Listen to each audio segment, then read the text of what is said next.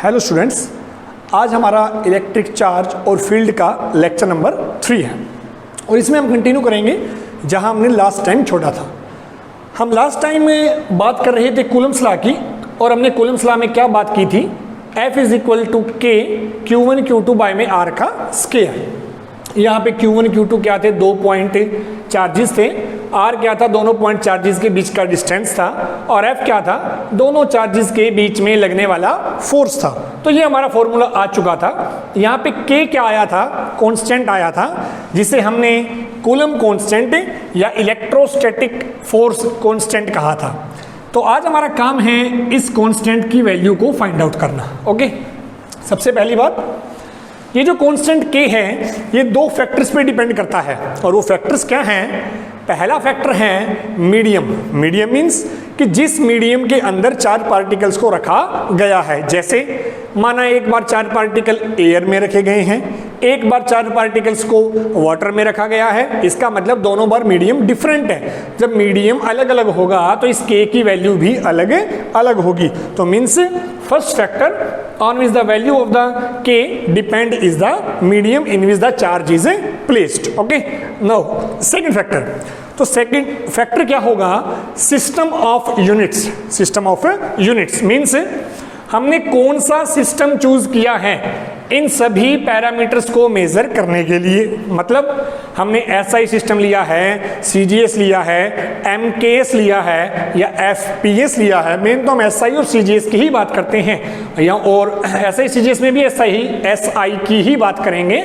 मतलब K की value 2 factors पे डिपेंड करेगी। पहला फैक्टर होगा मीडियम और दूसरा फैक्टर क्या होगा, सिस्टम ऑफ यूनिट से चूजन। ओके, तो लिखते हैं थोड़ा इसी। सो K डिपेंड, K किस किस पे डिपेंड करेगा जी। Number 1 medium, where charge are placed. तो this is the number 1 parameter, that is the medium where charge are placed. Number 2 the system of units chosen. Number 2 the system of unit chosen. तो मतलब K की value in 2 parameters के ऊपर depend करेगी। तो अब हम इनको डिस्कस करते हैं, देखेंगे। इंपॉर्टेंट पॉइंट है काफी, ध्यान से सुनिएगा। हमने माना जी हम बात कर रहे हैं SI सिस्टम की। ओके, हम बात कर रहे हैं SI सिस्टम की। तो मैंने माना शुरू में हम बात कर रहे हैं एयर, वैक्यूम या फिर फ्री स्पेस। एयर, वैक्यूम या फिर फ्री स्पेस। इसका मीनिंग है कि शुरू में मैंने माना कि जो 4 पार्टिकल्स हैं वो एयर में रखे हुए हैं या वैक्यूम में हैं या फिर फ्री स्पेस में है। तो उस केस में मैंने मान लिया जी फोर्स कितना है, FA। F means force, A means for air और या वैक्यूम या free space. And this is equal to K Q1 Q2 by में R का स्केयर। Same relation. अब हमें इस K की वैल्यू फाइंड आउट करनी है इस केस में। तो कहता है जी इस केस के अंदर K की वैल्यू होती है 1 बाय में 4 पाई एप्सिलॉन। ओके, ये जो वर्ड है ना इसे बोलना भी आना चाहिए। ये दिस इज एप्सिलॉन। ओके, ये एप्सिलॉन है, ये आने के बाद क्या बन जाएगा, एप्सिलॉन नॉट बन जाएगा। दिस इज एप्सिलॉन नॉट और ये है क्या, this is the permittivity. Permittivity क्या होती है बताऊंगा मैं अभी। This is the permittivity of air, vacuum या फिर फ्री स्पेस। ओके, वैसे डिफरेंस होता है थोड़ा थोड़ा वैल्यू में, लेकिन अप्रोक्सीमेटली सेम होती है, इसीलिए तीनों के लिए हम एक ही वैल्यू लेके चलेंगे। ओके, अब सुनिएगा। कहता है जी माना हमने SI सिस्टम की बात कर रहे हैं और SI में हम कौन सा केस ले रहे हैं, एयर का, वैक्यूम का या फ्री स्पेस का। तो कहता है जी इस केस के अंदर, इस पॉसिबिलिटी के अंदर जो कांस्टेंट की वैल्यू है वो क्या होगी, 1 बाय में 4 पाई एप्सिलॉन नॉट होगी। And this epsilon not is the permittivity of air, vacuum या फिर फ्री स्पेस। ओके, तो इस K की वैल्यू को हम जब यहां पुट करेंगे देन FA बिकम्स 1 बाय में 4 pi epsilon not Q1 Q2 by में R का स्केयर। ओके, तो दिस इज इक्वेशन नंबर 1। तो ये हमारा आ गया force between 2 charge particles when they are placed in air, vacuum or free space. Okay, now अब हम बात करते हैं जी एयर के अलावा कोई और मीडियम हो, कोई भी मीडियम हो सकता है, उसमें वाटर हो सकता है, ग्लास हो सकता है, या कोई भी और मीडियम हो सकता है. Okay, that is second point, any other medium. Second point is any other medium. Okay जी, तो किसी और मीडियम में k की वैल्यू क्या होगी? 1/4 पाई एप्सिलॉन. अब दोनों में डिफरेंस कुछ नहीं है जी. यहाँ पे क्या था? 1/4 पाई एप्सिलॉन नॉट था. यहाँ पे k = 1/4 पाई एप्सिलॉन है. डिफरेंस क्या है इस नोट का? ये नोट सिर्फ स्पेशल लेटर है किसके लिए? एयर, वैक्यूम या फ्री स्पेस के लिए.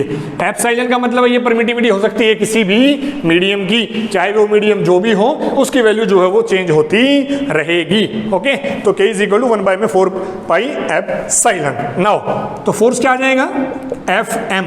वही बात यहाँ पर भी, force between the charged particles in any other medium, and this is equal to 1/4 epsilon Q1 Q2 by में R का स्केयर.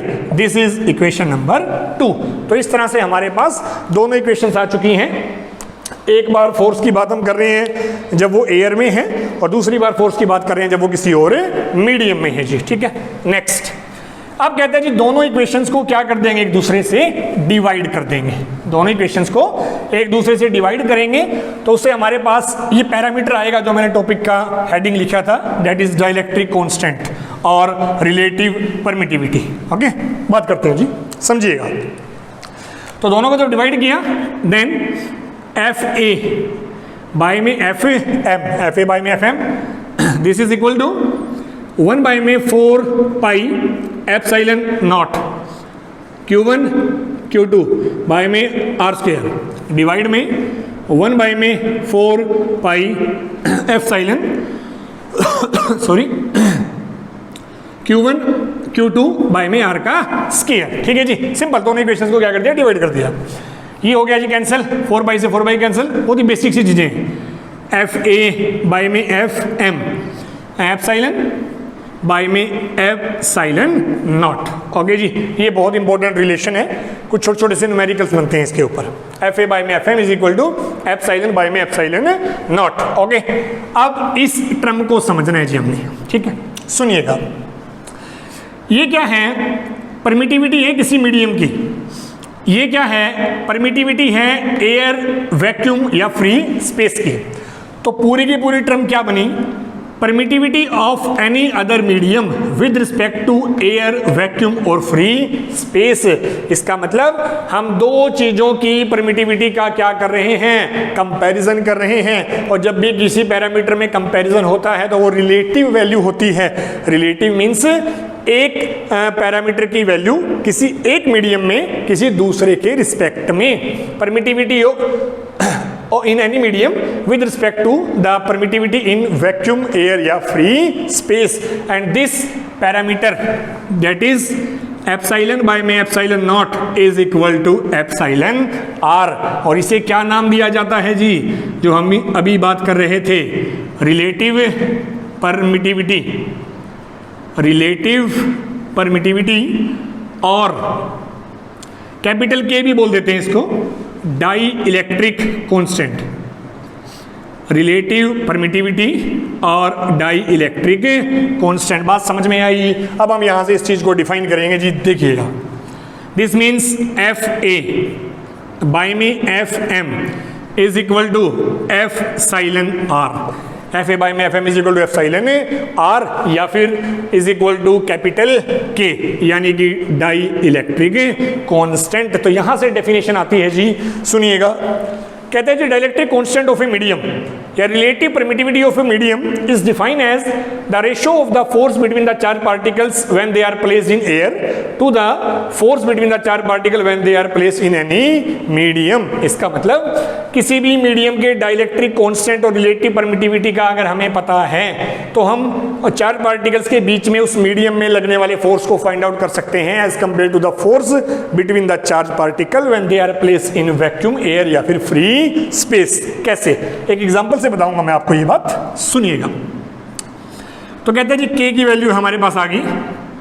एफ ए बाय में F M, this means F M is equal to F A by में K, F M is equal to F A by में K. इसका meaning क्या है, किसी भी मीडियम में जो फोर्स होगा वो एयर या वैक्यूम या फ्री स्पेस में लगने वाले फोर्स का क्या होगा, 1/k टाइम्स होगा, और k क्या होगा, उस मीडियम का डाइलेक्ट्रिक कांस्टेंट होगा। तो एक एग्जांपल सुनिएगा, मैंने माना मेरे पास एक मीडियम एयर है, दूसरा मीडियम वाटर है।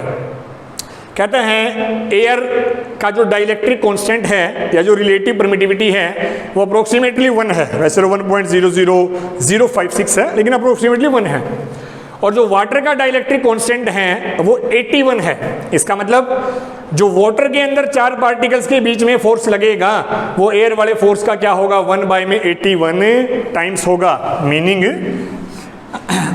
एयर के केस में जो हमारा डाइलेक्ट्रिक कांस्टेंट है या परमिटिविटी है वो है 1, और वाटर के केस में है 81। This means F M is equal to F A by में 81। इसका मतलब अगर 4 पार्टिकल्स को वाटर में रखा जाएगा, अगर 4 पार्टिकल को वाटर में रखा जाएगा तो एयर के कंपैरिजन में जो फोर्स हो जाएगा वो क्या हो जाएगा, 1/81 टाइम, यानी उस एयर के कंपैरिजन में काफी कम फोर्स 4 पार्टिकल्स के बीच में एक्सर्ट करेगा। So F M is equal to F A by में 81। ओके जी, अब तो इस पॉइंट से ही हमारे पास परमिटिविटी की डेफिनेशन निकल के आती है। क्या अब हम बात कर रहे हैं परमिटिविटी की, अभी बात की है रिलेटिव परमिटिविटी की, मतलब अभी तो हमने एप्सिलॉन आर की बात की है या कैपिटल के की बात की है, अब हम एप्सिलॉन या एप्सिलॉन नोट की बात कर रहे हैं इंडिविजुअली। क्या है, कहता है जी परमिटिविटी किसी भी मीडियम का वो पैरामीटर है, परमिटिविटी किसी भी मीडियम का वो पैरामीटर है जिसके जो उस मीडियम के अंदर 4 पार्टिकल्स के बीच में लगने वाले फोर्स के बारे में बताता है, दैट इज कॉल्ड परमिटिविटी। समझ में आई बात, दोबारा सुनिएगा। परमिटिविटी क्या है, किसी भी मीडियम का वो पैरामीटर है, वो कैरेक्टरिस्टिक है जो चार्ज पार्टिकल्स के बीच में लगने वाले फोर्स को डिफाइन करता है या अफेक्ट करता है, that is called permittivity. Simple सी डेफिनेशन है, एक बार थोड़ी लिख देते हैं। सो परमिटिविटी क्या है उसकी बात कर रहे हैं हम। परमिटिविटी, तो परमिटिविटी क्या है जी, पैरामीटर है कि पैरामीटर ऑफ मीडियम, एक मीडियम का पैरामीटर है which says about the force between charges in that medium, okay. तो दिस इज कॉल्ड परमिटिविटी या एप्सिलॉन। तो फर्स्ट हमारा जो आज का टॉपिक था वो कंप्लीट हुआ, और वो टॉपिक था जी डाइलेक्ट्रिक कांस्टेंट या फिर रिलेटिव परमिटिविटी। इंपॉर्टेंट टॉपिक था, तो थोड़ा सा एक बार रिवाइज करवाता हूँ, सुनिएगा। हमने क्या बात की कि जो कूलम्ब्स लॉ में हमारे पास कैपिटल के आया था, कांस्टेंट आया था, कहते हैं जी वो जो कांस्टेंट है वो 2 पॉइंट्स पे डिपेंड करेगा। एक पॉइंट क्या होगा, मीडियम जिसके अंदर 4 पार्टिकल्स को रखा गया है, और एक क्या होगा, एक तो मीडियम है जहां 4 पार्टिकल्स को रखा गया है, और दूसरा क्या है, सिस्टम चूज किया गया है उन पैरामीटर्स को मेजर करने के लिए। तो हमने क्या माना था कि ऐसा ही सिस्टम ले लिया, और एक बार हमने पार्टिकल्स को एयर में रखा और एक बार किसी मीडियम में रखा, दोनों इक्वेशंस आई, दोनों को एक दूसरे से डिवाइड कर दिया। तो डिवाइड करने के बाद हमारे पास डाइलेक्ट्रिक कांस्टेंट या फिर रिलेटिव परमिटिविटी का फॉर्मूला आ गया, and that is the relative permittivity और dielectric constant. Okay, next topic पे चलते हैं। काफी इंपॉर्टेंट टॉपिक है जो, उस पर चलते हैं जी। अभी तक हमने बात की है कूलम्ब्स लॉ में फोर्स के जस्ट मैग्नीट्यूड की, लेकिन हम अच्छे से जानते हैं कि जो फोर्स है वो कोई स्केलर क्वांटिटी नहीं है बल्कि एक वेक्टर क्वांटिटी है। तो इसलिए फोर्स का मैग्नीट्यूड के साथ साथ क्या होगी, अपनी एक डायरेक्शन भी होगी।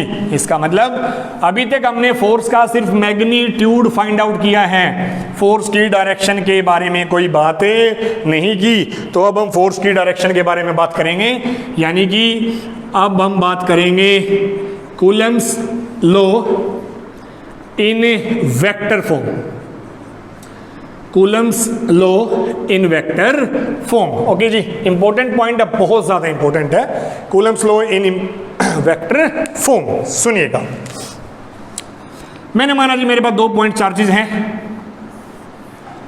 This is Q1 and this is the second point charge, this is a Q2.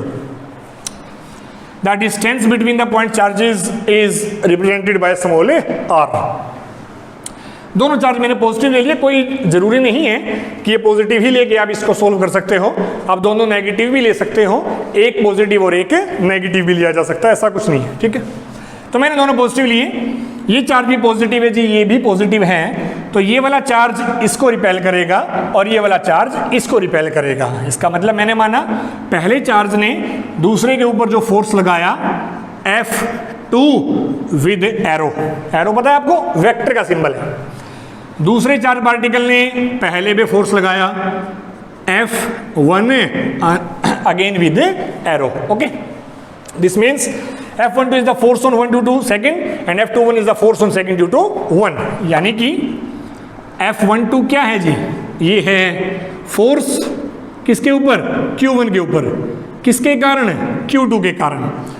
F21 क्या है जी, ये है फोर्स किसके ऊपर, Q2 के ऊपर, किसके कारण, Q1 के कारण। वैसे तो नाम से ही पता चल रहा है जी, जो पहला लेटर है उसके ऊपर फोर्स लग रहा है और जो दूसरा लेटर है वो फोर्स लगा रहा है। ओके, अब हमने कूलम्स लॉ की स्टेटमेंट लिखनी है, सुनिएगा।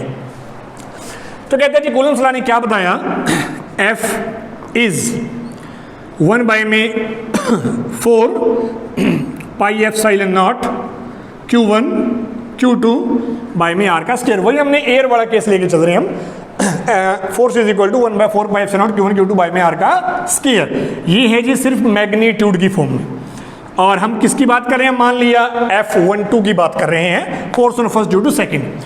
अगर हम इसे मैग्नीट्यूड की बजाय वेक्टर फॉर्म में लेकर जाएं, यानी कि अब ये बन गया वेक्टर। ठीक है, इक्वल के इस तरफ तो वेक्टर बन चुका है, लेकिन इक्वल के इस तरफ अभी भी सिर्फ क्या है, मैग्नीट्यूड है। इसे भी हमें क्या बनाना पड़ेगा, वेक्टर बनाना पड़ेगा जी।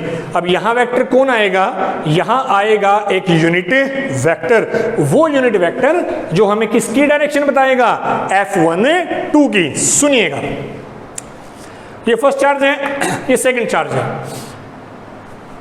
This is the direction R12 cap, R12 cap, यानी एक ऐसा यूनिट वेक्टर है जो 1 से 2 की तरफ की डायरेक्शन बता रहा है, R12 कैप।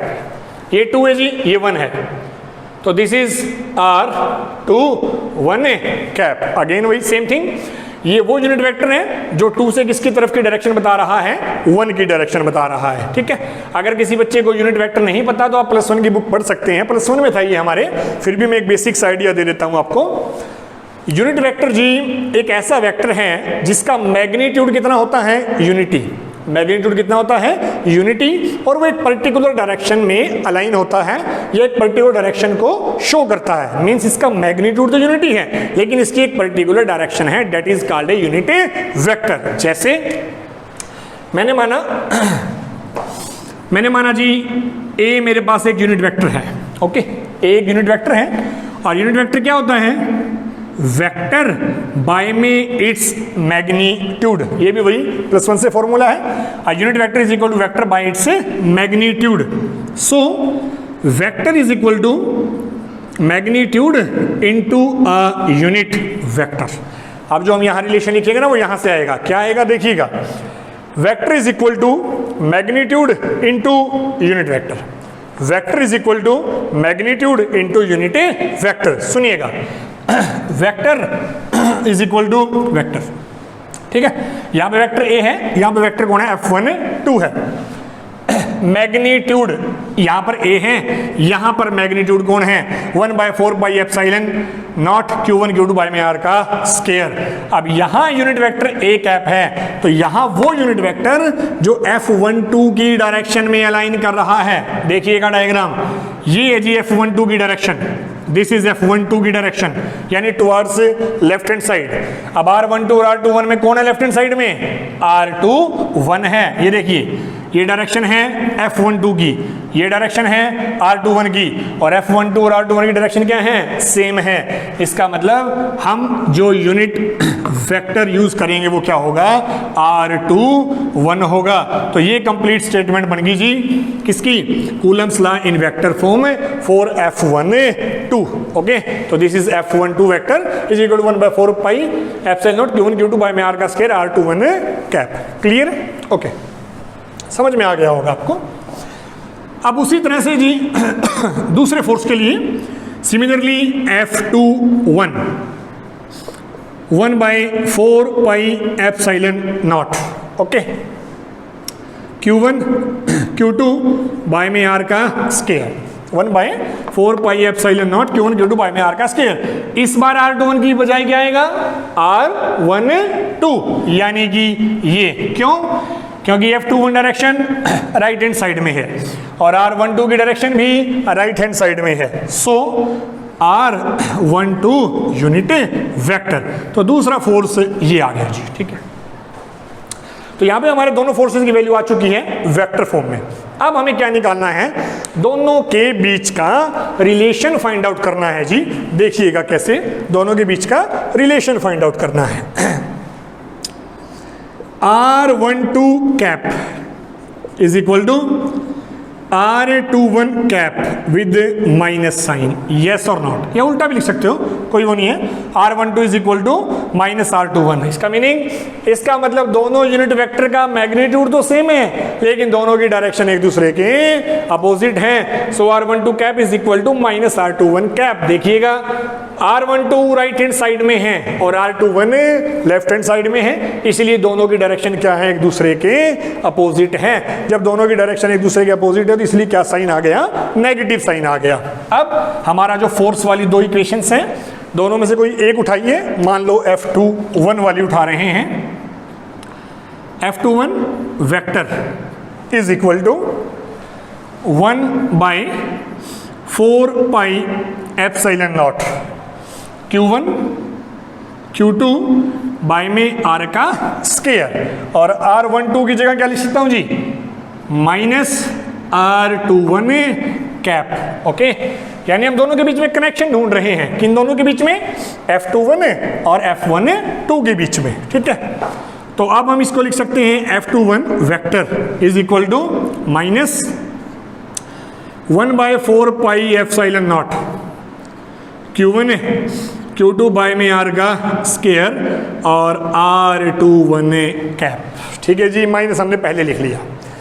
अब ये वाली जो टर्म है ना, ये टर्म, ये किसके इक्वल है, देखिएगा 1/4 epsilon not Q1 Q2 by में R का स्क्वायर R21, यस और नॉट है, बिल्कुल सही, ठीक है। तो F21 ये ब्रैकेट वाली जो टर्म है वो किसके इक्वल है, F12 के इक्वल है। इसका मतलब F21 is equal to minus F12। Very very important result, F21 is equal to minus F12। क्या रिजल्ट है ये, यही तो न्यूटन का थर्ड लॉ ऑफ मोशन है। That is for every action there have an equal and opposite reaction. इसका मतलब जो इलेक्ट्रोस्टैटिक फोर्सेस हैं,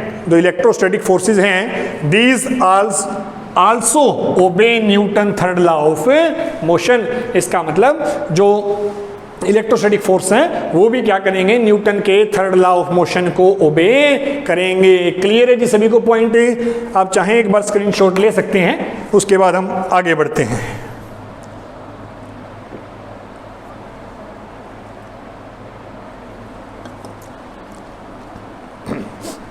ले लिया जी, चलते हैं आगे। बाकी आपको नोट्स प्रोवाइड करवा दिए जाएंगे साथ साथ। नेक्स्ट पॉइंट है जी, वेक्टर फॉर्म से रिलेटेड है वो भी, यानी एक तरह से इसी टॉपिक का नेक्स्ट पॉइंट है, और वो है Coulomb's law in term of position vector. Coulomb's law in terms of position vector, ये भी टर्म जो है जी +1 की है। जिन बच्चों ने +1 में पढ़ाई नहीं की उनको हो सकता है थोड़ी समस्या है, लेकिन मैं फिर भी साथ साथ बता रहा हूँ उन्हीं स्टूडेंट्स के लिए जिन्होंने +1 में वेक्टर वगैरह के बारे में स्टडी नहीं की। ओके, तो Coulomb's law in terms of position vector, Coulomb's law in terms of position vector. Position vector की फॉर्म में कूलम्स लॉ को लिखेंगे जी, सुनिएगा डायग्राम पहले, डायग्राम से भी पहले हम आपको बताएंगे दो वेक्टर, एक है जी पोजीशन वेक्टर और एक है डिस्प्लेसमेंट वेक्टर, पहले वो सुनिए, ठीक है।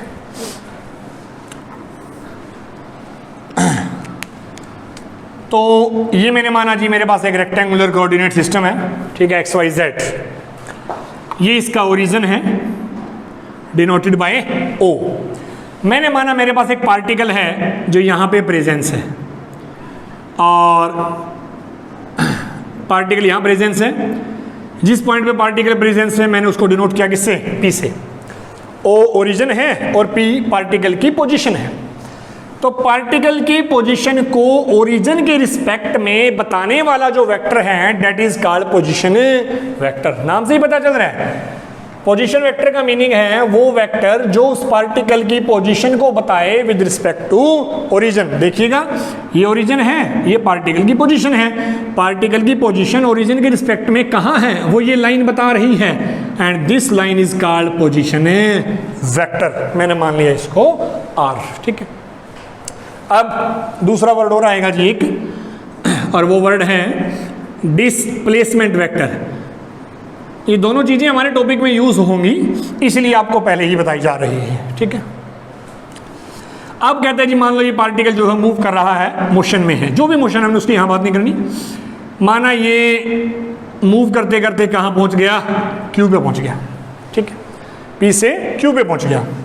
अब O को Q से मिला दो, यानी इस बार जो पोजीशन वेक्टर है वो कौन है, O Q है, और P से Q के बीच का ये जो पोजीशन वेक्टर है ना, this is called, sorry position vector नहीं है ये, this is called displacement vector. यानी वो वेक्टर जो हमें ये बताए कि पार्टिकल्स ने कितनी डिस्प्लेसमेंट कवर की है, that is called displacement vector.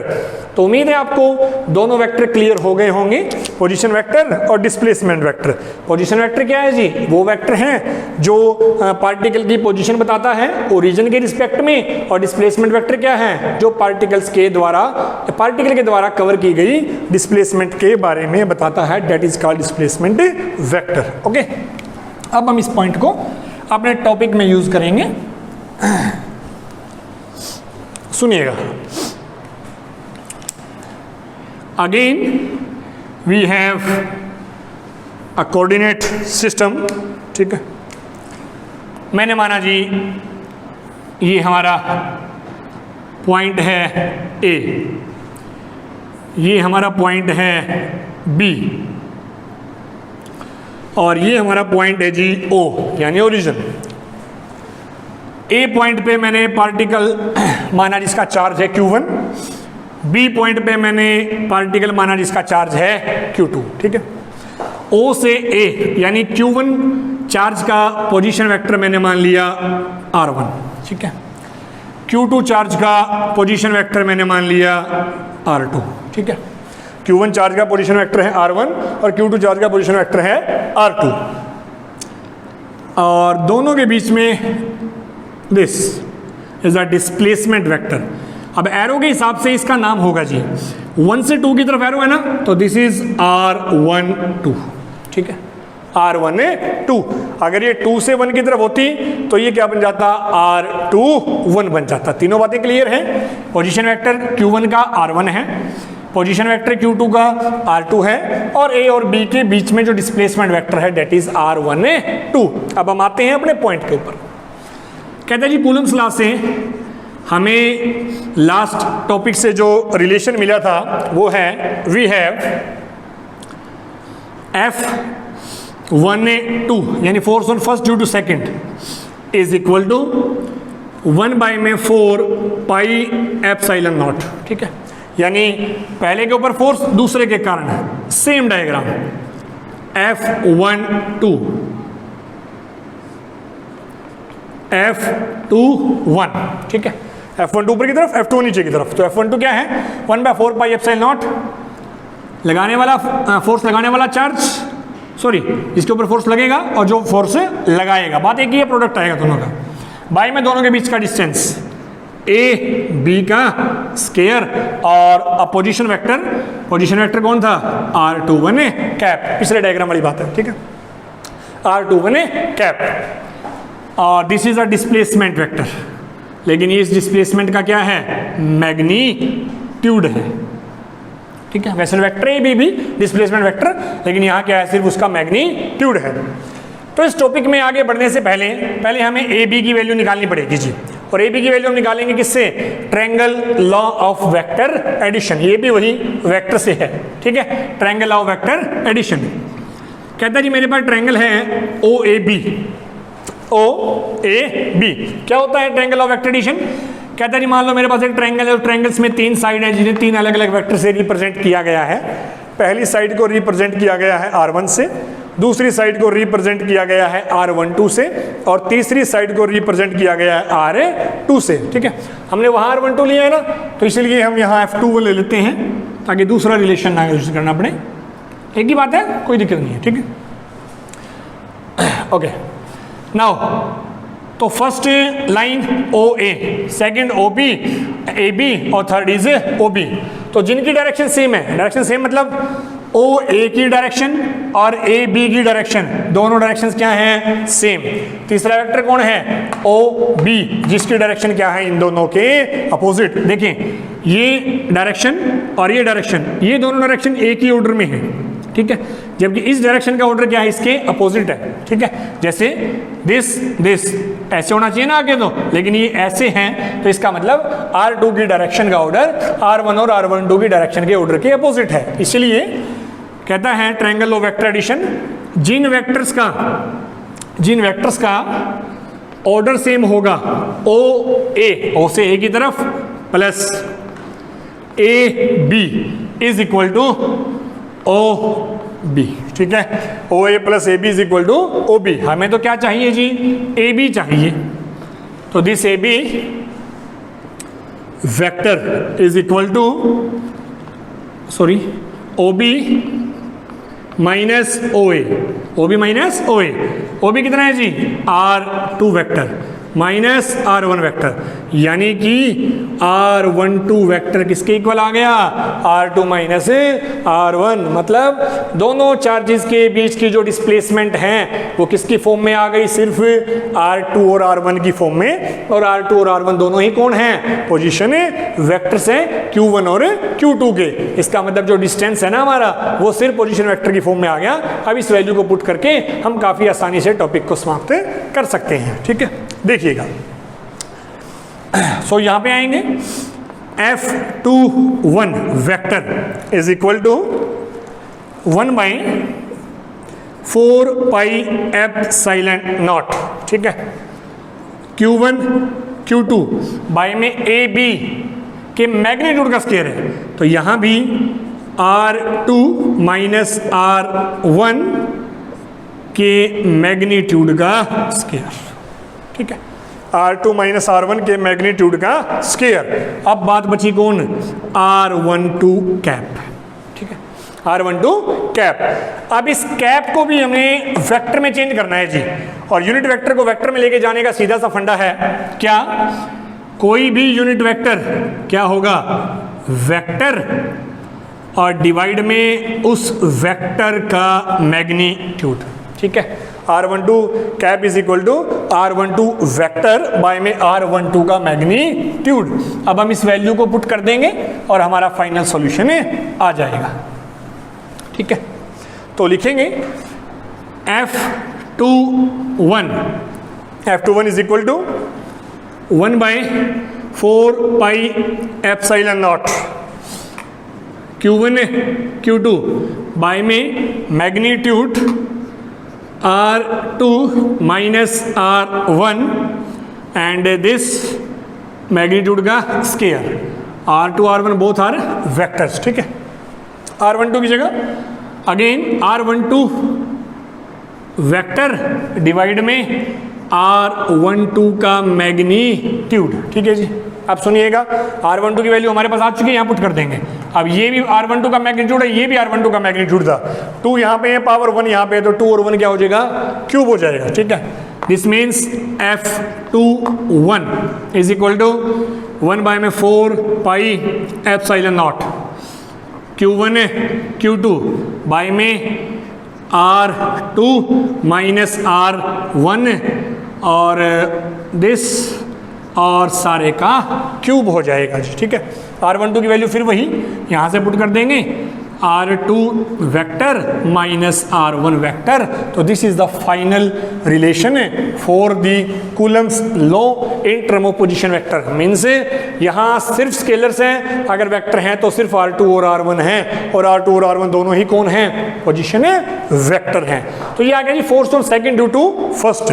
अब इसी तरह से हम डायरेक्टली लिखेंगे force on first due to second, यानी कि F12 क्या होगा, लिखिएगा क्या होगा, बोलो 1 बाय 4 पाई एप्सिलॉन नॉट। कैसे बोलोगे, ठीक है, 1 by 4 pi epsilon not Q1 Q2 by में R1 माइनस R2 और इसका cube and R1 minus R2, ठीक है जी, कोई जरूरत नहीं इस ब्रैकेट की। ओके, तो ये आ गया जी हमारा F12, F21 भी आ गया, F12 भी आ गया।